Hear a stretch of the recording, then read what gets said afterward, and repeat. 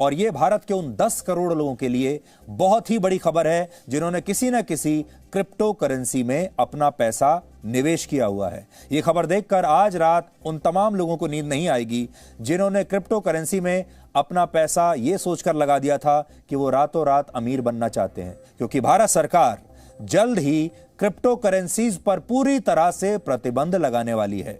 संसद के शीतकालीन सत्र में जो नए बिल पेश किए जाएंगे, उन बिल्स की सूची में 10वें नंबर पर क्रिप्टो करेंसी से जुड़ा हुआ बिल है, जिसमें यह साफ साफ लिखा है कि भविष्य में रिजर्व बैंक ऑफ इंडिया द्वारा जारी की जाने वाली क्रिप्टो करेंसी को छोड़कर बाकी सभी प्राइवेट क्रिप्टो करेंसीज पर प्रतिबंध लगा दिया जाएगा। कॉपी आपके सामने है।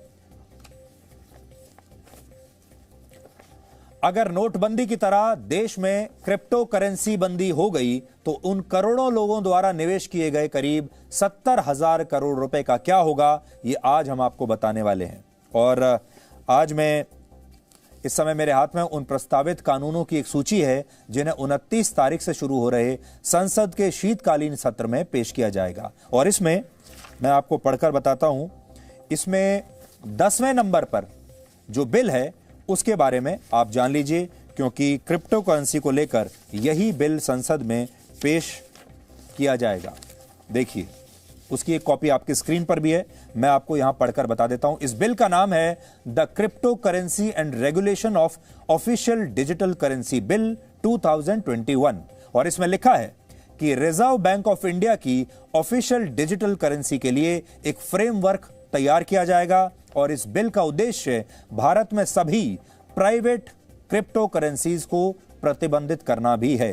हालांकि इसमें कुछ डिजिटल करेंसीज जिनकी टेक्नोलॉजी महत्वपूर्ण है, उन्हें छूट दी जा सकती है। ये कौन सी करेंसीज होंगी, ये अभी इसमें साफ नहीं किया गया है। फिर से मैं आपको बता देता हूं, to create a facilitative framework for creation of the official digital currency to be issued by the Reserve Bank of India। इसका मतलब यह है कि अब भारत सरकार अपनी आधिकारिक क्रिप्टो करेंसी रिलीज करेगी, जो आरबीआई रिलीज करेगा। यानी अब रिजर्व बैंक ऑफ इंडिया अपनी क्रिप्टो करेंसी रिलीज करेगा और भारत में वही मान्य होगी।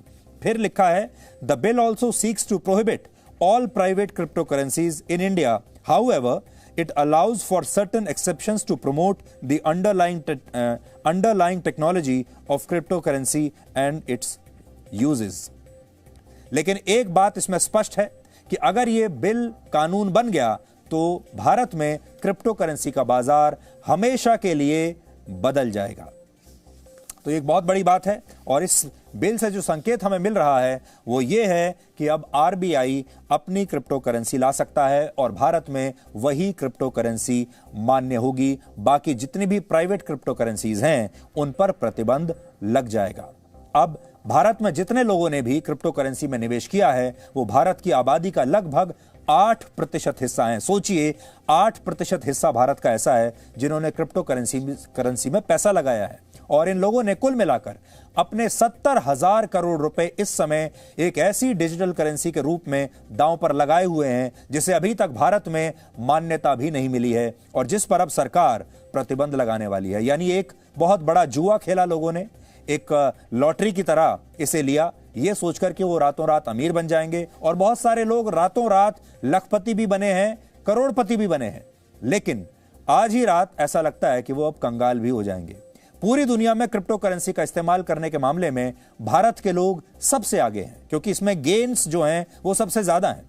एक रिपोर्ट के मुताबिक भारत के शहरों में रहने वाले करीब 19% लोग आने वाले 6 महीने में किसी ना किसी क्रिप्टो करेंसी में निवेश करना चाहते हैं और इनमें 19 से 35 वर्ष के युवाओं की संख्या सबसे ज्यादा है।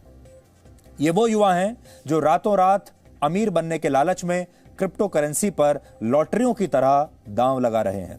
पिछले हफ्ते गुरुवार को ही प्रधानमंत्री नरेंद्र मोदी ने कहा था कि पूरी दुनिया के लोकतांत्रिक देशों को यह सुनिश्चित करना चाहिए कि नए जमाने की यह डिजिटल करेंसी गलत हाथों में न पड़ जाए, क्योंकि अगर ऐसा हुआ तो कई युवाओं का भविष्य बर्बाद हो जाएगा। यह क्रिप्टो करेंसी पर भारत के प्रधानमंत्री का पहला बयान था और उसी दिन उन्होंने ये संकेत दे दिया था, ये इशारा कर दिया था कि भारत में क्रिप्टो करेंसीज का जो भविष्य है वो ठीक नहीं है और सरकार क्रिप्टो करेंसी के खिलाफ कोई ना कोई कदम उठाने वाली है, क्योंकि प्रधानमंत्री की जो मंशा थी वो उनके इसी बयान में छुपी हुई है। आप भी सुनिए।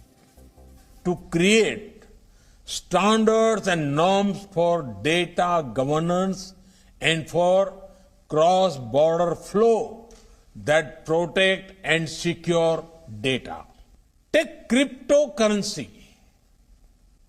or Bitcoin, for example. It is important that all democratic nations work together on this and ensure it does not end up in wrong hands, which can spoil our youth. तो ये बहुत बड़ी खबर है। ये इस समय की सबसे बड़ी ब्रेकिंग न्यूज है। इस समय पूरी दुनिया में 7,000 से ज्यादा अलग अलग क्रिप्टो कॉइन्स चलन में हैं और ये एक प्रकार के डिजिटल सिक्के होते हैं, जबकि वर्ष 2013 तक दुनिया में सिर्फ एक ही क्रिप्टो करेंसी थी और उसका नाम है बिटकॉइन। इसे वर्ष 2009 में लॉन्च किया गया था और बिटकॉइन आज भी भारत समेत पूरी दुनिया में सबसे लोकप्रिय क्रिप्टो करेंसी है, जिसकी वर्ष 2010 में जो कीमत थी वो 75 पैसे से भी कम थी। सोचिए, 2010 में बिटकॉइन की कीमत 75 पैसे से भी कम थी, लेकिन आज की तारीख में उसकी कीमत करीब 46 लाख रुपए है। यानी 11 साल में 75 पैसे 46 लाख रुपए बन गए। यानी अगर किसी व्यक्ति ने आज से 11 साल पहले 7.5 रुपए में 10 बिटकॉइन खरीदे होंगे तो वो आज की तारीख में 4 करोड़ 60 लाख रुपए का मालिक बन चुका होगा। 4.5 करोड़ रुपए उसकी जेब में होंगे।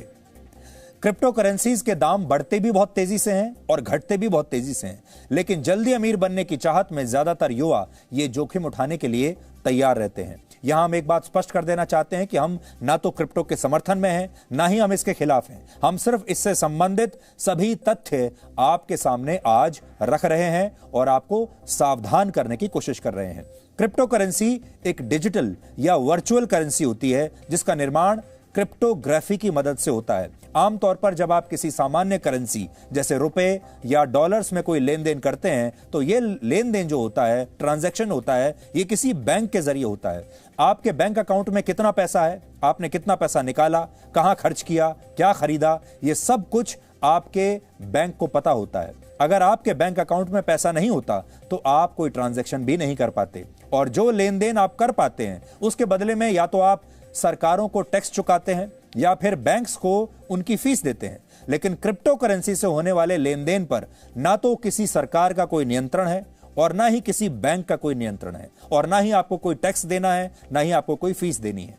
लेकिन सामान्य करेंसी के जरिए होने वाले लेन देन में धोखाधड़ी की जा सकती है। उदाहरण के लिए बहुत सारे उद्योगपति बैंकों में बैठे अधिकारियों के साथ मिली भगत करके बैंक से बड़ा बड़ा लोन ले लेते हैं और फिर विदेश भाग जाते हैं। इसीलिए आपने देखा होगा कि बहुत सारे बैंक्स में जो है पैसा इसी तरह बाहर चला जाता है लोन के रूप में और वो डूब जाता है। लेकिन क्रिप्टो के साथ ऐसा नहीं है। आप क्रिप्टो करेंसी के जरिए जो लेन देन करते हैं उस पर किसी एक बैंक की नहीं बल्कि हजारों लोगों की नजर होती है। मान लीजिए आपने 10 बिटकॉइन देकर कुछ खरीदा और जैसे ही आप ये ट्रांजैक्शन करते हैं तो एक मैथमेटिकल प्रॉब्लम यानी कुछ जटिल कोड्स के रूप में उसकी एक कॉपी दुनिया में बैठे हजारों लोगों तक पहुंच जाती है, जिन्हें माइनर्स कहते हैं। ये माइनर्स शक्तिशाली कंप्यूटर्स की मदद से इस मैथमेटिकल प्रॉब्लम यानी इन जटिल कोड्स को सुलझाते हैं और आपके ट्रांजैक्शन को अप्रूव करते हैं। शर्त यह होती है कि सबके उत्तर यानी सबके जवाब एक जैसे होने चाहिए, मेल खाने चाहिए। अगर आपने लेन देन में कुछ गड़बड़ की है तो ट्रांजैक्शन में शामिल डिजिटल कोड्स दुनिया भर में पहुंची ट्रांजैक्शन की हजारों कॉपीज से मेल नहीं खाएंगे और आपका जो ट्रांजैक्शन है वो अप्रूव नहीं होगा। इसलिए क्रिप्टो करेंसी में किसी भी तरह की सेंध लगाना संभव नहीं माना जाता। जिसका कंप्यूटर सबसे शक्तिशाली होगा और जो सबसे पहले ट्रांजैक्शन की जांच कर लेगा उसे इस काम के बदले में इनाम के रूप में उसी क्रिप्टो करेंसी के कुछ नए डिजिटल सिक्के मिलते हैं जिसमें आपने ट्रांजैक्शन किया है। और इसी तरह से नए डिजिटल सिक्के बाजार में आते चले जाते हैं और इसीलिए इसे माइनिंग कहा जाता है और जो काम ये करते हैं लोग उन्हें माइनर्स कहते हैं।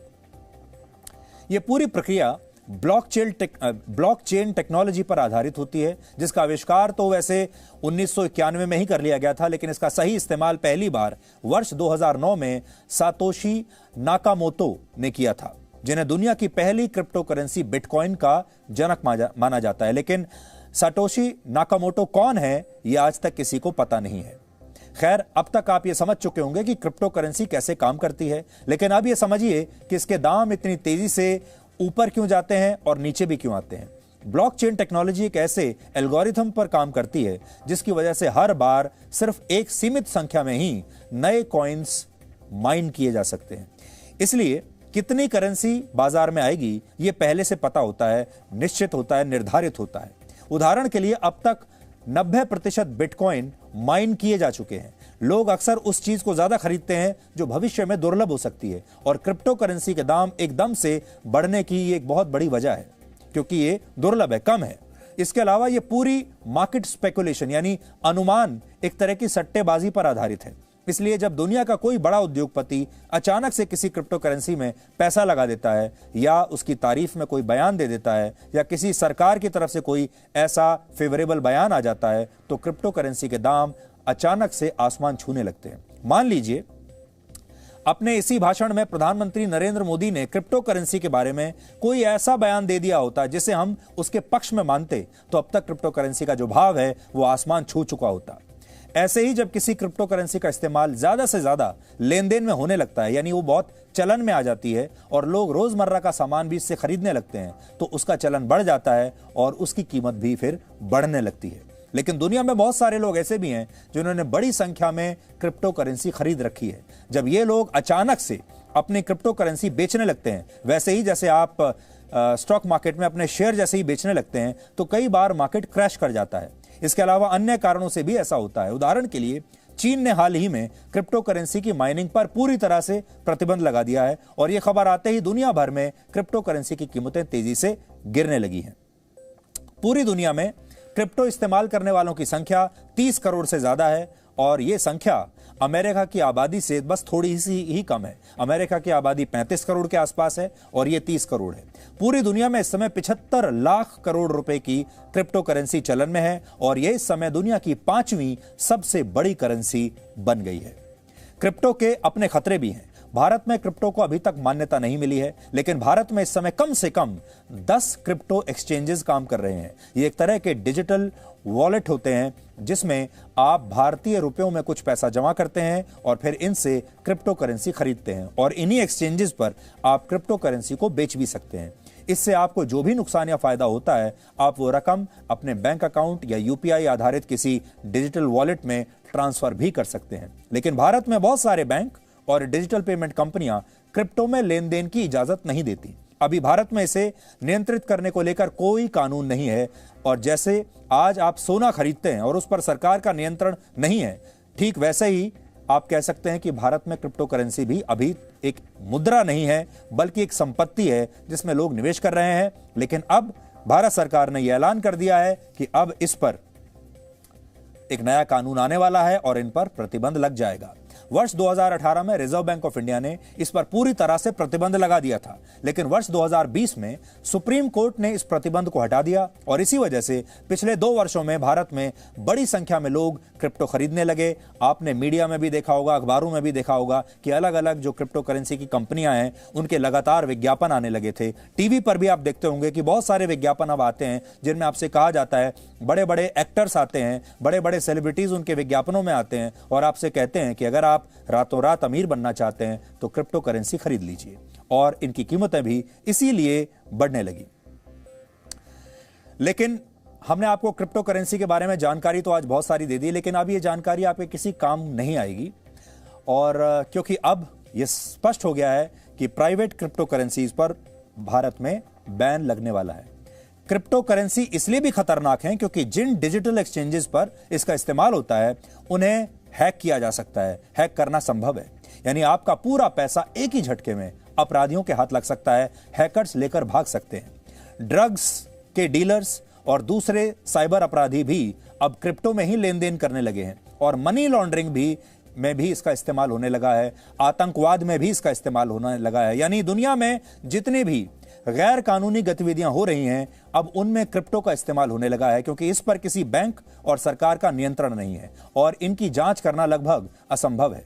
अमेरिका, कनाडा, ऑस्ट्रेलिया, ब्रिटेन और यूरोप के ज्यादातर देशों में इस पर कोई रोक नहीं है, लेकिन इनमें से कई देशों के सेंट्रल बैंक्स ने इसे मान्यता भी नहीं दी है। फिर भी इन देशों में आप क्रिप्टो देकर कई तरह का सामान खरीद सकते हैं। दुनिया के कम से कम 76 देशों में अब इसकी एटीएम मशीनें भी लग चुकी हैं, क्रिप्टो करेंसी की एटीएम मशीनें भी हैं। और इसी साल सितंबर में दक्षिण अफ्रीका के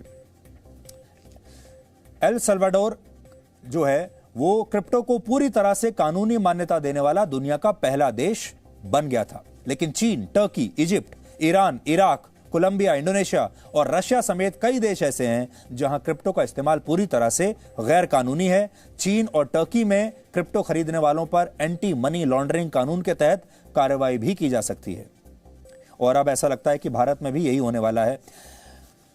मैं तो क्रिप्टो करेंसी का बहुत बड़ा एक्सपर्ट नहीं हूं, इसलिए इससे ज्यादा आपको मैं नहीं बता पाऊंगा। Presenting B News app available on Google Play and App Store. Download it now.